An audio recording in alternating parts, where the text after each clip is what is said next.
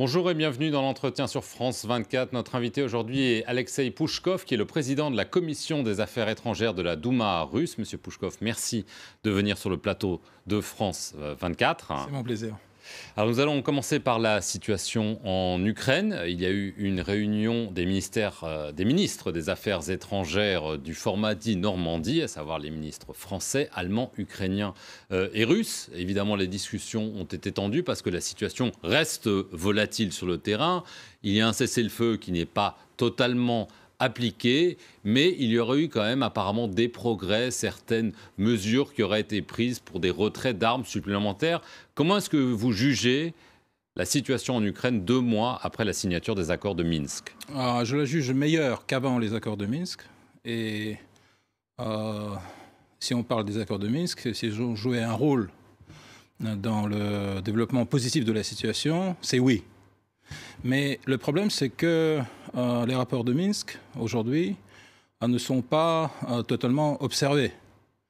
Et ça peut... de tous côtés, d'ailleurs. Des deux côtés, à ce qu'il paraît. Mais je pense que la responsabilité de Kiev est plus importante. Et je vais vous expliquer pourquoi. Parce que le Parlement ukrainien a adopté une loi qui rejette, au fond, les accords de Minsk. Parce que les accords de Minsk ont stipulé une certaine procédure de commencement de dialogue politique. Premièrement, un statut spécial doit être donné aux régions de l'Est de l'Ukraine, puis un dialogue doit être entamé entre Kiev et les représentants des militants de ces deux entités dites républiques à l'Est du pays, et puis, après le dialogue, les élections. Et après les élections, une discussion finale sur le statut final de ces deux dites républiques à l'intérieur de l'Ukraine. C'est ça, les accords de Minsk. C'est aussi un cessez-le-feu. Oui, c'est aussi un cessez-le-feu. Le retrait de toutes les forces étrangères. Oui. Et mais si là, on a vu un progrès relatif, contradictoire, mais tout de même un progrès. Dans le domaine du dialogue politique, Kiev a fait renverser les choses. Il dit que, premièrement, il doit y avoir le contrôle doit être complètement rétabli par Kiev sur ces entités de l'Est, ce qui n'est pas possible sans la force des armes. C'est légitime quand même.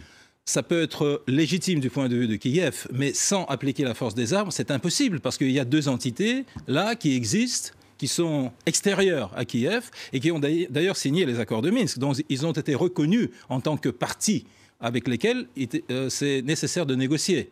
Et donc, premièrement, il doit y avoir un statut spécial. Deuxièmement, le dialogue sur les élections. Troisièmement, les élections. Et donc, comme Kiev a dit non, premièrement, nous voulons rétablir le contrôle sur ces deux entités, deux républiques, le dialogue politique ne marche pas. Et j'ai entendu dire que dans les capitales européennes qui se portent garant des accords de Minsk, ça veut dire Berlin et Paris, il y a une certaine irritation vis-à-vis de cette position de Kiev. Il y a aussi une certaine frustration. On entend des officiels de l'OTAN dire que Moscou continue à envoyer du soutien, des hommes dans l'Est, qu'il y a des craintes de reprise de violence, notamment à côté de la ville de Mariupol. Donc il y a aussi, en effet, c'est vrai, ces frustrations par rapport à Kiev, mais il y a aussi des craintes sur les véritables intentions de Moscou, avec toujours ces mêmes arguments. Moscou dit qu'il n'est pas là, alors qu'en fait, les soldats russes sont là. Le problème avec les informations de l'OTAN et les accusations de l'OTAN, c'est que très souvent, elles ne correspondent pas à la vérité. Voilà, récemment, il y a eu... Les Occidentaux mentent. Et je vais vous citer le chef de vos services de renseignement, général Christophe Gomard, et pas quelqu'un d'autre, qui a dit que c'est les services secrets spéciaux américains qui ont la prépondérance à l'intérieur de l'OTAN. Tandis que les services de renseignement français ont étudié la situation et ils n'ont vu aucune preuve que la Russie prépare une ingérence, une intervention militaire sur le territoire de l'Ukraine. C'était dit à la fin du mois de mars.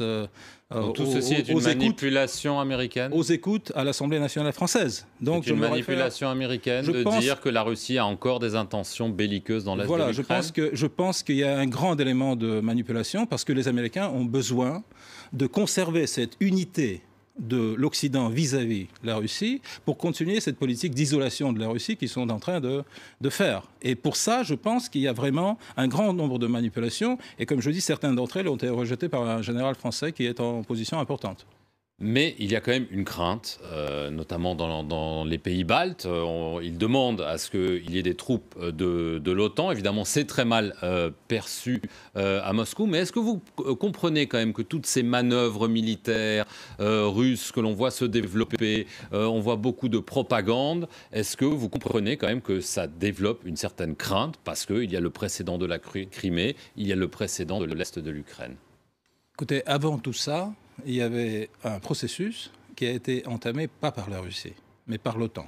Ce n'est pas nous qui élargissions notre alliance militaire. Mais il y avait un dialogue entre l'OTAN et la Russie. Il y avait un dialogue, mais il y avait toujours une expansion de l'OTAN. Et l'OTAN entraîne de plus en plus de pays à l'intérieur de soi-même. Et après, le ministre des Affaires de la Défense américain a dit « les armées russes sont aux portes de l'OTAN ». Oui, parce que l'OTAN est venue à partir de l'Allemagne jusqu'à la frontière russe. Et ils disent maintenant les forces russes sont à la frontière de l'OTAN. Mais c'est l'OTAN qui s'est élargi dans la direction de la Russie. Et c'est là que nous considérons c'est un danger important pour nous. En ce qui concerne les Baltes, écoutez, il n'y a aucune preuve de danger, de menace de la part de la Russie pour les Baltes. Mais les pays baltes, ils sont des petits pays qui veulent jouer un grand rôle à l'intérieur de l'Europe. Et en brandissant cette menace russe tout le temps, ils obtiennent l'attention de Washington, de Paris, de Bruxelles, de Berlin. Ils deviennent extrêmement importants s'ils parlent de la menace russe. Si la menace russe n'existe pas, les pays baltes n'ont plus d'importance au sein de l'OTAN et de l'Union européenne. C'est pour ça, c'est un jeu politique. Pour en finir avec l'Ukraine, est-ce que vous pensez qu'il y a une possibilité de reprise de la guerre? Il y avait eu les premiers accords de Minsk, une période d'accalmie un petit peu comme maintenant, et puis de nouveau c'était reparti. Est-ce que vous pensez qu'on est au-delà de ça, ou qu'on peut replonger dans la guerre avec des combats qui reprennent et s'intensifient, et une véritable guerre civile? Je pense qu'il y a un danger de retour. Il est moindre, et je veux le souligner, qu'avant les derniers accords de Minsk, mais il existe toujours. Et je suis absolument persuadé que ce n'est pas l'Ukraine de l'Est qui va commencer les hostilités. Parce que l'Ukraine de l'Est veut conserver la situation d'aujourd'hui et commencer les pourparlers, le processus politique. Mais si Kiev suit cette ligne de rétablissement de contrôle via des mesures militaires, des activités militaires à l'est de l'Ukraine, dans ce cas-là, oui, il peut y avoir un danger de recours. Mais c'est à Kiev et aussi aux pays de l'Occident qui ont de bonnes relations avec Kiev de déterminer s'il y aura encore une guerre ou si on passe au dialogue politique. Et donc là, je veux appeler les capitales européennes à faire pression pour que Kiev retourne vers la conception du dialogue politique et n'essaie pas maintenant de faire retourner les choses à la confrontation militaire. La Russie n'a aucune intention de déstabiliser une nouvelle fois l'Ukraine? Non, la Russie va se tenir des accords de Minsk. La Russie est intéressée à ce que la phase militaire soit terminée complètement. Là, vous avez ma parole. Vladimir Poutine, sur un autre sujet, vient de donner son feu vert à la fourniture à l'Iran d'un système de défense antimissile appelé le S-300. La Russie avait suspendu la livraison de ces missiles il y a 5 ans à l'Iran parce qu'il y avait ces fameuses tensions sur le dossier nucléaire. Le feu vert a donc été donné, ça a déclenché des réactions négatives à Washington et à Jérusalem, en affirmant que la Russie fait confiance beaucoup trop tôt et beaucoup trop vite à l'Iran. Votre réaction? Ma réaction, c'est qu'il y a eu des pourparlers à Lausanne. Il y a eu 6 pays qui ont pris part à ces pourparlers. La parole de l'Iran a été jugée digne d'une certaine crédibilité. Maintenant, on prépare le texte final de l'accord sur le programme nucléaire iranien. Et on passe de la période de tension exagérée, je dirais, à une période de dialogue politique. Et les sanctions militaires qui ont été introduites par le Conseil de sécurité, elles vont être levées jusqu'à la fin de l'année. Dans ces conditions, la livraison des armes russes, après que les sanctions du Conseil de sécurité vont être levées, n'est pas une violation. Est-ce que c'était prévu dans la négociation? Est-ce que c'était quelque chose qui était sous-jacent? Est-ce que Moscou avait promis un geste? À ce que je sache, non. Parce que le programme nucléaire iranien, c'est une chose. et la livraison d'armes défensives. Et je veux dire que ce sont des armes défensives. Vous ne pouvez pas attaquer avec les S-300, mais s'il y a quelqu'un qui veut vous bombarder, vous pouvez vraiment attaquer les avions qui viennent vous bombarder. Mais est-ce que dans le contexte régional explosif, on n'a pas le temps de tout aborder, mais évidemment la Syrie, le Yémen, décider d'envoyer ce signal d'aide militaire à l'Iran, est-ce vraiment une décision sage? À mon avis, cette décision, justement, confirme cette tendance de dialogue politique, et je vais vous expliquer pourquoi. Parce qu'il y a certaines forces politiques, en Amérique, mais aussi au Moyen-Orient, qui veulent toujours conserver, brandir cette menace d'attaque militaire contre l'Iran.